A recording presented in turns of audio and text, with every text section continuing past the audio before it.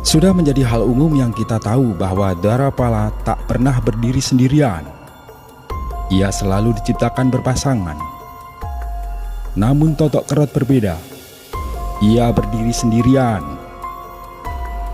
Meskipun memiliki ciri sebagai Dwarapala, ia berdiri sendirian tanpa teman, seolah ia nyaman dan berteman dengan kesepian. Arca Totok Kerot, sosok raksasa yang hampir setinggi 3 meter yang terbuat dari batu andesit.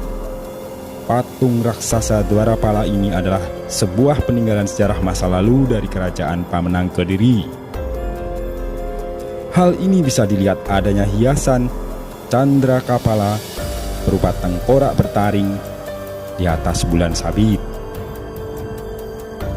Hiasan Candrakapala merupakan lambang dari kerajaan Kediri, dan hiasan ini terletak di atas kepala Arca Totok Kerot.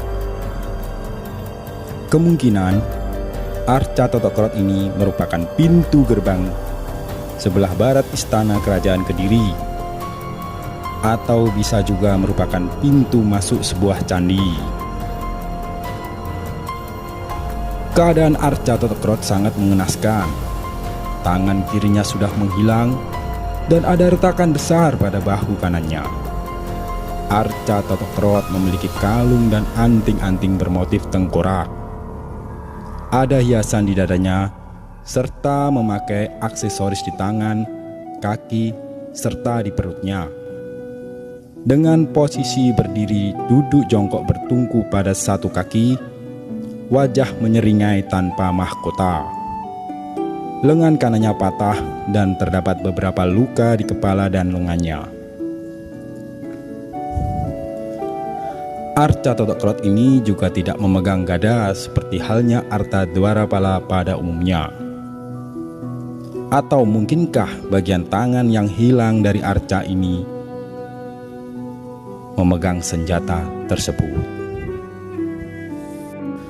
Mengenai siapa sebenarnya Totok Kerot dalam sebuah cerita rakyat yang terkenal di Kabupaten Kediri, bahwa Arca tersebut adalah penjelmaan putri cantik dari seorang Demang di Lodoyo, Blitar. Dia bersikeras ingin diperistri oleh Sri Aji Jayabaya, meski keinginan tersebut ditentang oleh sang ayah. Karena tak mendapatkan restu dari orang tua, sang putri nekat datang ke Kediri dan terlibat peperangan dengan pasukan dari kerajaan, di mana dikisahkan kemenangannya akhirnya berpihak kepadanya. Sebagai tuntutan atas kemenangannya, sang putri berkeras ingin ketemu dengan Sri Aji Jayabaya, di mana apabila keinginannya tersebut tidak dikabulkan, dia akan membuat onar.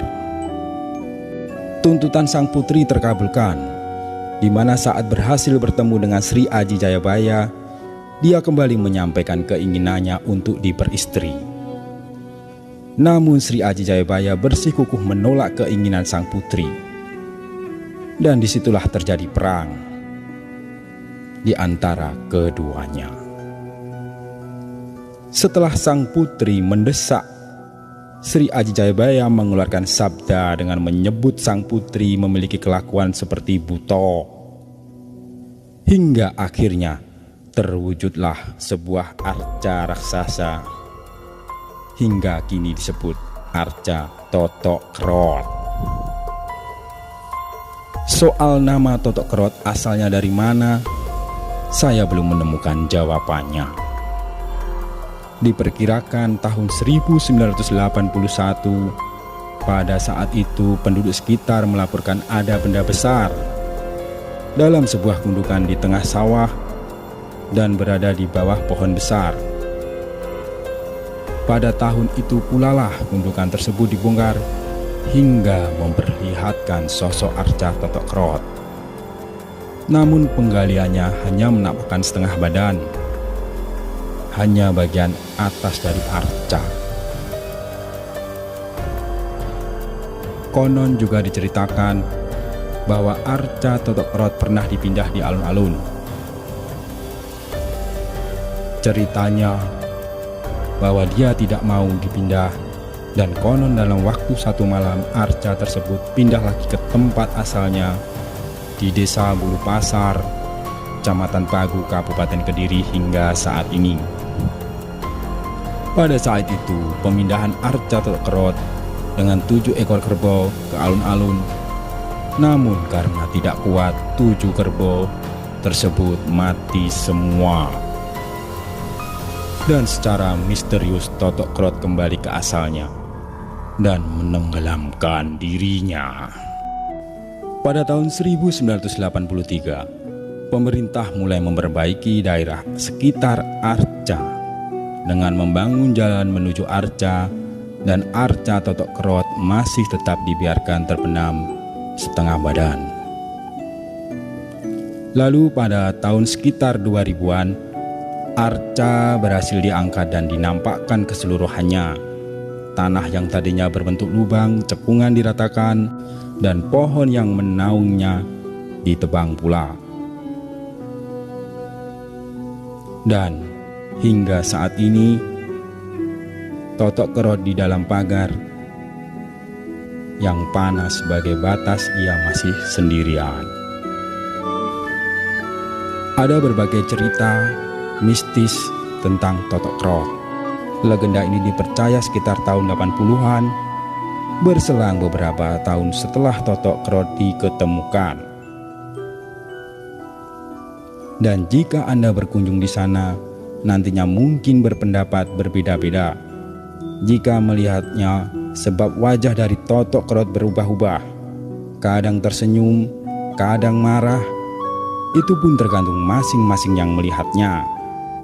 Dan satu yang perlu diingat, jangan pernah mengatai jelek di lokasi jika Anda tidak ingin terjadi apa-apa. Dan menurut cerita, biasanya Totok Kerot keluar malam pada malam Jumat ataupun pas maghrib. Ia berubah menjadi seorang putri. Dan menurut cerita, banyak sekali korban yang kecelakaan di daerah sini setelah melihat penampakan seorang putri dari Totok Kerot yang berjalan di depan patung tersebut. Demikian kisah Totok Kerot. Semoga bermanfaat. Selamat siang sahabat semuanya. Terima kasih.